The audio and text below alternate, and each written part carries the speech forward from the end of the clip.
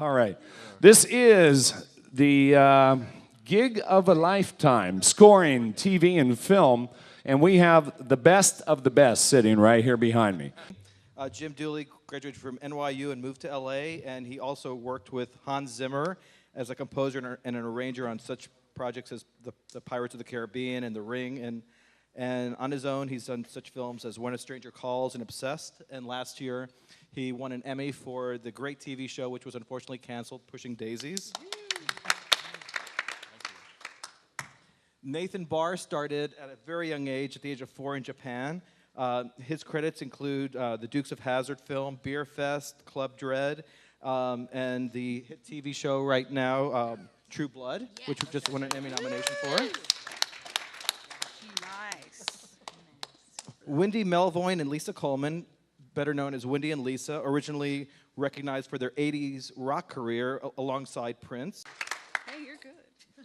John Ottman is a triple threat. He's been a director, an editor, and a film composer. Maestro Christopher Young has scored over 100 films, including Spider-Man 3 and upcoming Spider-Man 4. To talk to you two, you both worked with Hans Zimmer, you know, and kind of started out there. And in terms of someone getting started in the business, would you recommend going that route, working with a composer, and then using using that as an opportunity to I'll take this get into the business? For Nate. I feel very strongly about what I'm about to tell you. There are, out of my graduating class in 1998, I think, when I was studying with Chris. At USC. Yeah, at USC. Most of my class ended up not continuing writing music for film or writing music at all because of financial reasons. And I tell a lot of people when they ask me this, it's like, okay, how did they, before we get a network series, it's like, I've been fired off more and canceled shows. And, you know, after the Emmy, like, I couldn't get arrested in this town for a TV show. Hey. So it's like, don't hold your breath for the network thing, worrying about, okay, make sure you get your main title credit, residual ASCAP BMI check thing a year and a half later. The best thing you can do is give yourself a chance to make smart decisions and about what you want to do and how well you can do them. For me, and I practice this is my religion, weekly and monthly and yearly, and I'd love to hear your guys' perspective on this, is I do a lot of production music, which is a slow burner of doing things like trailer music for licensing, and because those things help kind of level out the peaks and valleys. So creating music libraries or something? Yeah, of working with music library companies, because those things slowly burn over time, and so when the gig falls through, or like something like Pushing Daisies, I'm like, oh my, this is great, gets canceled, you know, or you know, how many shows when it just goes away? How do you keep making great music and not end up making bad decisions? And I encourage people that, because like usually the reason you're going to end up not continuing this profession is because you can't afford it, and end up back at whatever job you had before, and then days turn into weeks into months. But you know what? You didn't answer the question. What about? Oh, sorry. I know. Okay, sorry. I want to make sure I get that out.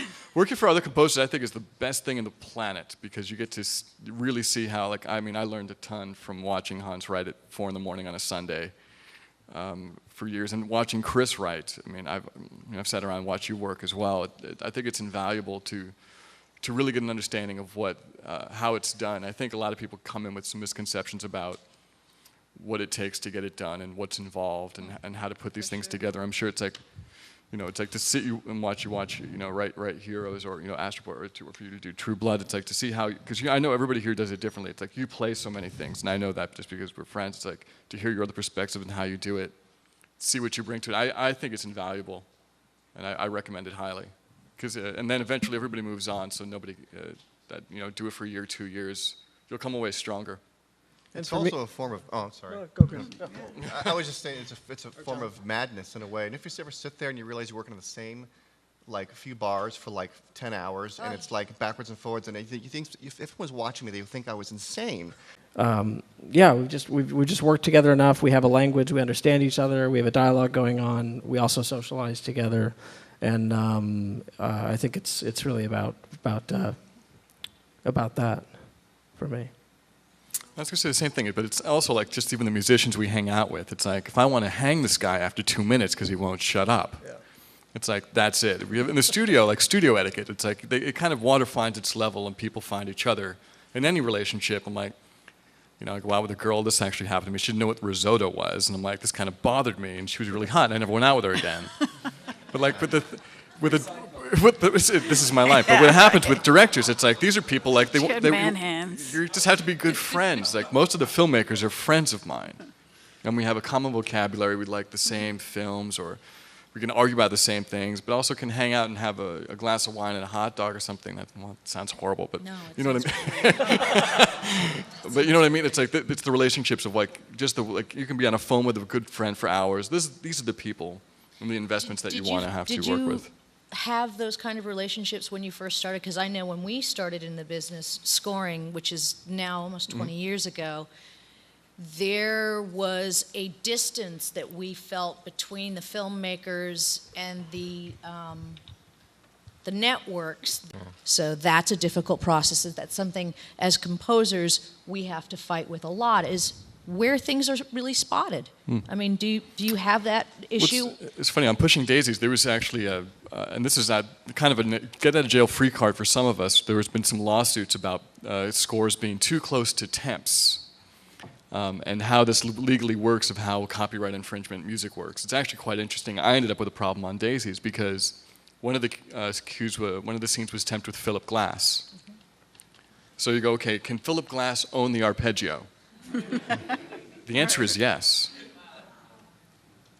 I know, really. I just took all the energy out of this room. Oh no! There goes. But this is actually what. Well, I mean, because now I had to find out with like musicologists and legally with copyright lawyers, like, how does this work? Because it's like, and actually like listening to the temp, it's like if you're at the same tempo, same key, and you start, you're halfway there. Right. So it's like, now that there's been these lawsuits, I found it actually is a good opportunity to say, like, you know what, I really would rather not get you in trouble as the filmmaker. You hold the liability. Let's not hear the temp, because, you know, there was the things like 300, and using these things is trying to get back to this place where we weren't listening to temps. Sadly, bringing up these composers who have gotten screwed, you know, being pushed more towards that temp, more towards that temp. It's an inverse, I don't know if I'll get into this really quickly. It's an inverse proportion law of accessibility versus similarity. The more access they can prove you've had to the piece, the less tolerant they are of the similarities. So if they know that I had the copy went out to the director, the producers. To me, there was a screening I intended at Spotting Session, and that piece was in there because the DVDs go out and they're cataloged. They can prove I've heard that piece 5 times to that scene. So almost anything I write that's close to it, I'm guilty. The other side, so somebody in Angola writes Imagine, John Lennon writes it in New York. He's not guilty if they're similar, like if they could be exactly the same, because he's never heard it. Then you're okay. So it's like, I think it's a really good opportunity now with these things to kind of slowly start pushing back and say, keep the temp to yourself, because it can get you into liability issues with the studio, and they don't want that. I was just reminded of being on the scoring stage. Go to eternity watching movies, and this is my contribution to movies. So, for me, we'll bury you in a theater. I'm morbid, and for me. I can bring it back to what Chris said. It's like there was a time when you came to see Henry Mancini, and there's a time I came to see you. So to be able to sit on this stage now is really kind of bizarre. It's great. You know, and it's like, yeah, you don't have to be a genius. I can attest to that. So it's like, for all of you out there, it's like, yes, it's possible. We're all proof. Well, thank you all. Jim Dooley, Nate Barr, Wendy and Lisa, John Ottman, Chris Young, thank you all. Pretty darn impressive, huh? Ladies and gentlemen, give it up one time for these professionals up here.